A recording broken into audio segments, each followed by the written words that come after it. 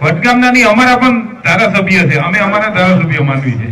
આપણો 8 ચોપડી વાળાનો વિબંધ નથી ને. સન્માનનીય મંચ, અમારા પ્રદેશ પ્રમુખ માનનીય અમિતભાઈ ચાવડા, આપ તમામ ખેડૂત મિત્રો, ખાલી ટૂંકી બે વાત તમારી વચ્ચે કરવા માંગુ છું. બધા જ વક્તાઓએ બહુ વિગતે વાત કરી અને સાપકડામાં તો હું ત્રીજી વખત આવ્યો. આખી કથાનો સાર એ છે કે જે જયેશભાઈએ કીધું કે કોંગ્રેસ પાર્ટીનો એક એક સિપાહી અમારા પ્રદેશ પ્રમુખની હાજરીમાં, ઉપસ્થિતિમાં તમને વચન આપીએ છીએ કે બાપના બોલે તમારા માટે લડી લઈશું. આ વાત તો પાકી. હવે મહેરબાની કરીને તમે આ ચોરોથી થાકો ને, 30 વર્ષ થયા, હવે તો તમે થાકો.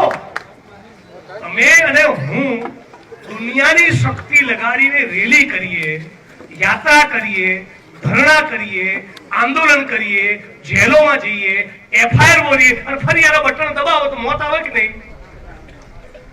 આ આપણે બંધ કરવું પડશે ને મારા વાલા. થાંભલાના મુદ્દે દિલો જાનથી તમારી સાથે હજી ચોથી વખત સાપકડા આવવાની તૈયારી. 5મી વખત બોલાવો તો 5મી વખત આવીશ. અમે સવારે ઉઠીએ અને રાત્રે હુઈ જઈએ, આ જ ધંધો કરીએ છીએ. લોકો માટે લડવા સિવાય અમારા જીવનમાં બીજી કોઈ પ્રવૃત્તિ નથી. પણ માનનીય લાલજીભાઈની, નૌશાદભાઈની, ઋત્વિજભાઈની, ગીતાબેનની, મહેશભાઈ રાજકોટિયાની, અમારી બધાની ચિંતા એ છે. આ થાંભલા વાળો પ્રશ્ન 2 મિનિટ આપણે સાઈડમાં મૂકી દો. 400 નો બાટલો 600 કર્યો, આપણે ચૂપ રહ્યા. 800 કર્યો એટલે ફરી ચૂપ રહ્યા. એટલે 1000 કર્યો કે નહીં કર્યો? અને હજી નહીં બોલે 1200 કરશે કે નહીં કરે? કરવાને ને. આપણી ઉઘાડી આંખ સામે 400 નો બાટલો 1000 પહોંચાડ્યો.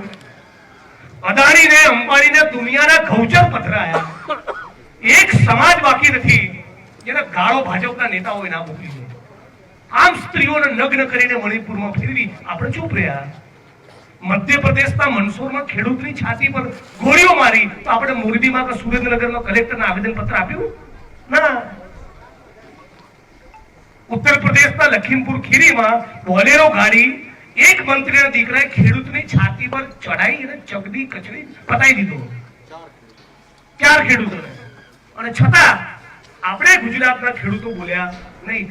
કચ્છના પેલા ખેડૂતને જેને 30,000 થાંભલાના પકડાયા અને જે ખેડૂતને રૂપિયો નહીં આપ્યો એની ચિંતા સાપકડાએ કરી હોત તો સાપકડામાં થાંભલો જ ના આવે. એની ચિંતા કોટ ગામે કરી હોત તો બહેનોને ઠસડીને મારી હોત નહીં. એટલે મહેરબાની કરીને મારી વાણીને વિરામ આપતા પહેલા આપ તમામ ખેડૂત મિત્રો, વડીલો, યુવાનોને હાથ જોડીને વિનંતી કરું છું કે આખા પંથકમાં જ્યાં પણ આ મુદ્દે તકલીફ થાય, પ્લીઝ મહેરબાની કરીને દોડીને જજો. 5, 10, 15, 20 યુવાનોની, વડીલોની ટીમ બનાવો. આખા બેલ્ટમાં, વિસ્તારમાં ક્યાંય પણ આવો પ્રશ્ન આવે તો અમે જેમ અમારા માટે લડીએ છીએ, એમ સાપકડા માટે લડીએ છીએ, એવું બીજાની પડખે પણ ઉભા રહીશું. આ ભાઈ દિલ્હીથી આવ્યા છે, અમારા કોંગ્રેસના આગેવાન છે. એમણે શું લેવાનું? એમને વોટે નથી લેવાના. હું, મારો મત વિસ્તાર જુદો છે, ઋત્વિજભાઈનો મત વિસ્તાર જુદો છે, માનનીય અમિતભાઈનો મત વિસ્તાર જુદો છે, મહેશભાઈનો બી પરિવારનો કામ ધંધો છે. અમે બધા એટલા માટે આવ્યા છીએ કે કોંગ્રેસ તરીકે, વિપક્ષ તરીકે અમારી જવાબદારી છે. વિપક્ષ તરીકે અમારું કર્તવ્ય બને કે મીડિયામાં બોલીએ, વિધાનસભામાં બોલીએ, રોડ પર તમારી સાથે ઉતરીએ, પણ સામે તમે પણ તમારા પોતાના હિતમાં, પોતાના દીકરા દીકરીઓના હિતમાં વિચારો કે જે લોકો આ કેવા, આ કોની જોડે આપણે વળતર માંગીએ છીએ? આ રામ મંદિરના 200 કરોડ થઈ ગયા. તમે કલ્પના તો કરો, સાચું ખોટું? આખા ગુજરાતના, ભારતના ખૂણે ખૂણેથી આપણા હિન્દુ ભાઈ બહેનોની આસ્થાનું પ્રતીક લોકોએ પોતાના પગારમાંથી, પેન્શનમાંથી જમીનો વેચી કરોડ રૂપિયાના લોકોએ દાન કર્યા. સિંધી સમાજના ભાઈ બહેનો ભેગા થઈને 200 કરોડની ચાંદી આપી. બધું ચાલો, આ બધું આપણે સમજવું પડશે. હવે ચૂંટણી આવે છે, છેલ્લી વાત કહું ત્યારે લોચો ક્યાં પડે છે? આપણે અકળાયેલા તો છીએ. મોંઘવારી ભયંકર છે, બેરોજગારી ભયંકર. શું કરે? હાલ આપણે જે બેઠા છીએ ને 300 લોકો, એમાંથી જુઓ, આમાંથી કોળી સમાજના 32 ઘર એટલે કે 109 વોટ છે. કોણ એનો આગેવાન છે કે પેલો શિક્ષક છે? ભાઈ અહીંથી તને વાપી મૂકી દઈશ, વોટ પડાઈશ કે નહીં?